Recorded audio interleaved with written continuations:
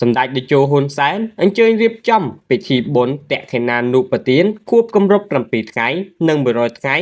ឧទ្ទិសកុសលជូនដួងវិញ្ញាណក្ខន្ធឯកឧត្តមអ្នកអង្គការឧត្តមមេត្រីវិសិទ្ធហ៊ុនសានជាកិច្ចបង្ហើយនៅព្រឹកថ្ងៃប្រហ័សទី3ខែមេសាឆ្នាំ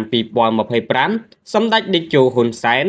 និងទាំងសាច់ញាតិក្រុមគ្រួសារបានរៀបចំពិធីបុណ្យតក្កេណានុប្បទានខួបគម្រប់7ថ្ងៃនិង100ថ្ងៃ